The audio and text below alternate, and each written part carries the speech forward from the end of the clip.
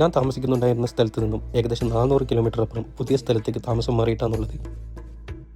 ഒരു ജോലി ആവശ്യാർത്ഥമാണ് ഇങ്ങോട്ടേക്ക് താമസം മാറിയത്. ഞാൻ ഇവിടെ വന്നപ്പോൾ ഇവിടെ അടുത്തുള്ള ഒരു പള്ളിയിലേക്ക് ഒന്ന് നോമ്പ് മുറിക്കാൻ പോയി. ത്വയാമ മസ്ജിദ് എന്ന് പറയും. ഞങ്ങളിവിടെ എത്തിയപ്പോഴേക്കും മഗ്‌രിബ് ബാങ്കിൻ്റെ സമയം അടുക്കാറായിട്ടുണ്ട്. എല്ലാവരും ഇഫ്താരിക്കുള്ള തയ്യാറെടുപ്പിലാണ്.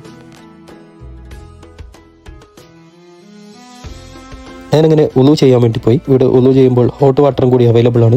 ഇവിടുത്തെ തണുത്ത കാലാവസ്ഥയാണ് അതിൻ്റെ കാരണം.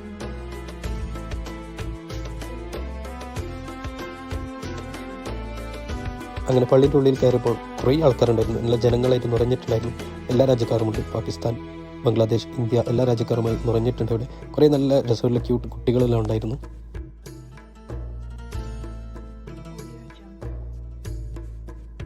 അങ്ങനെ ഇവിടെയുള്ള സഹോദരന്മാർ നമ്മൾ ഇഫ്താരിക്ക് വേണ്ടിയിട്ടുള്ള ഐറ്റംസ് സെർവ് ചെയ്ത് തുടങ്ങിയിട്ടുണ്ട്.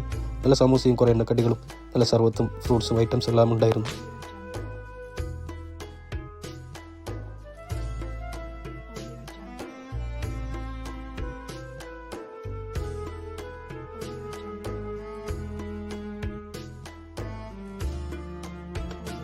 ഫായിസ് പ്രാർത്ഥനയിൽ മുഴുകിയിട്ടാണുള്ളത്. അല്ലാഹു അക്ബർ അല്ലാഹു അക്ബർ.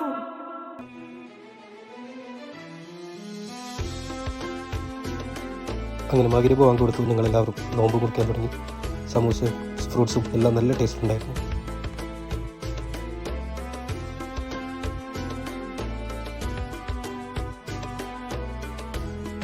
നോമ്പ് മുറിച്ച് 5 നിമിഷത്തിന് ശേഷം തന്നെ മഗ്‌രിബ് നിസ്കാരം തുടങ്ങി. നിസ്കാരം നടക്കുമ്പോൾ ഇതിൻ്റെ ബാക്കിൽ കുട്ടികളെല്ലാം ഓടിക്കളിക്കുന്നുണ്ടായിരുന്നു.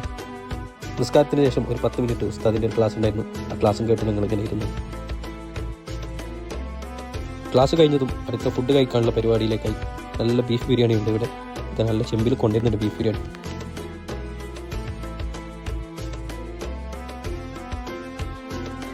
ബിരിയാണി സലാഡോട് കൂടി ഇങ്ങനെ നിരത്തി വെച്ചിട്ടുണ്ട്.